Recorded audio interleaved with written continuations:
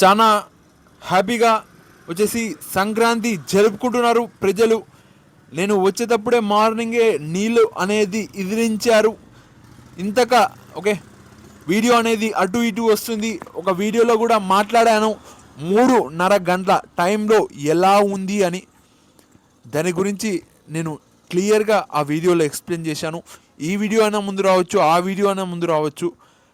ఇక్కడ చూస్తే మనం సంక్రాంతి హిస్టరీ పరంగా చూస్తే మహాభారత్లో భీష్ముడు వెళ్ళిపోతాడు, అంటే పానం వదిలేస్తాడు.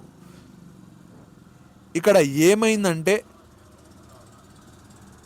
మనం కొద్దిగా డీప్గా ఆలోచిస్తే ఇతను భీష్మ గారు కొద్దిగా చెడ్డ వైపున ఉంటాడు. పాండవులకి కౌరవులకి యుద్ధం జరుగుతుంది. ఆ యుద్ధంలో పాండవులు గెలుస్తారు, భీష్మ గారు కింద ఉంటారు. చనిపోయే టైంలో కొన్ని చెప్పి చనిపోతాడు. ఏమి అని ఇక్కడ అతను ఏమేమి ఇబ్బందులు అన్నాడు, ఏమేమి ఫేస్ చేసినాడో భీష్మునికి చెప్పి చనిపోతాడని చెప్పుకోవచ్చు. నేను చిన్నప్పుడు చూస్తే ఇక్కడ మహాభారత్ ఒకసారి గుర్తు చేసుకోవచ్చు. మన పురాణాలు ఇంకా ఇతిహాసాలు చాలా చక్కగా అప్పుడు ఎవరు రాశారో కానీ నిజంగా సెల్యూట్ కొట్టాలి. నిజంగా ఇప్పుడు కూడా తలుచుకుంటే ఇంత మంచి హాలీవుడ్ మూవీస్ పనికిరావు. మన ఈ మూవీస్ తీస్తే రాజమౌళి గారు అదే తీస్తున్నారు. మహాభారత్ వాడతాడు, పురాణాలను వాడతాడు, మొత్తానికైతే అన్నీ వాడతాడు. ఇప్పుడు మీరు చూసే వీడియో మళ్ళీ మళ్ళీ తీయాల్సి వస్తుంది, సరిగా మాట్లాడడానికి రావట్లేదు. ఇక్కడ నేను టైం అంటూ కేటాయించాను ఇంత మాట్లాడాలని, అంత కావట్లేదు. ఇక్కడ చూస్తే మనం చిన్నగా ఉన్నప్పుడు నేనైతే గాలిపటాలు ఎగిరేసేది. చిన్నగా ఉన్నప్పుడైతే చాలా చల్లగా మంచిగా ఏమీ తెలియదు. ఆ టైంలో మంచి తెలియదు, చెడ్డు తెలియదు. ఓకే, మంచిగానే ఉంటాం ఆ టైంలో.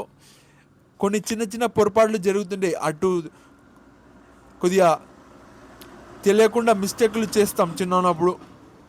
పెద్దగా కొద్దిగా అన్నీ నేర్చుకుంటూ వస్తే తప్పకుండా ఒక మంచి పొజిషన్లో ఉంటామని చెప్పుకోవచ్చు. చాలా హ్యాపీగా ఉండాలంటే లైఫ్ మిస్టేక్ నుంచి నేర్చుకోవాలి. అలా నేర్చుకుంటూ నేను వస్తున్నా, మీరు కూడా రండి. లోపల నుంచి కొద్దిగా ముఖ్యంగా ఎక్కువగా ఆలోచిస్తే ఎన్నో క్వశ్చన్లు ఈ పండగ ఎందుకు జరుపుకుంటాం, పండగలు ఎందుకు వస్తాయి. చిన్న ఉన్నప్పుడు అసలు ఏమీ తెలియకుండే, ఇప్పుడైతే చాలా పీస్ఫుల్గా ఈరోజు పండగ అని కూడా తెలియదు, మర్చిపోతున్నాను పండగ కూడా. ఎన్ని ఇబ్బందులు వచ్చినా ఇక్కడ పండగ అనేది చాలా మంచిగా జరుపుకుంటుంటారు ఇళ్ళలో. ఇక్కడ మా ఇంట్లోనే చూస్తే ఒక్కొక్కసారి కొద్దిగా బిల్ అనేది సరుకుల బిల్ ఎక్కువ అవుతుంది. మా డాడీ ఎలాంటి బాధ లేకుండా పైసలు పెడతాడు. ఆ పైసలు తీసుకొని కొద్దిగా మంచివి పండగ టైంలో అందరూ తింటారు. కానీ ఈ మధ్యలో మా డాడీ చాలా మంచిగా ప్రతిరోజు ఒక పండగలాగా, అంటే మరీ పండగ అంటే నెత్తికి అంత తీసుకోకూడదు, మామూలుగా వదిలేసేయాలి ఒక పండగలాగా అని చెప్పుకోవచ్చు. ఇంత లోతుగా ఆలోచిస్తున్నాను, కొద్దిగా వివరంగా చెప్పడానికి ప్రయత్నిస్తున్నాను. అటు ఇటు ఇబ్బంది వస్తుంది, ఏవేవో ఇబ్బంది కలిగించేటట్టుగా నువ్వు మాట్లాడలేవు అని ఇక్కడ వినపడుతుంది. కానీ మాట్లాడుతాను అని ఇక్కడ మాట్లాడుతున్నాను. ఇక్కడ చూస్తే మన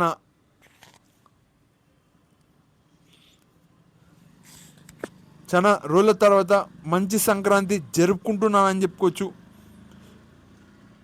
మనం మంచిగా ఉంటే ప్రతిరోజు పండగనే. జాగ్రత్తగా ఉండాలి, మంచిగా ఉండాలి.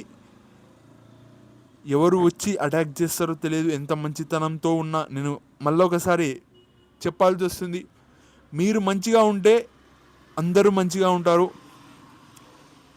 మన కొద్దిగా ఈ పండగ చూస్తే చలి టైం పండగ ఇది. సంక్రాంతి భోగి మంట వేస్తారు.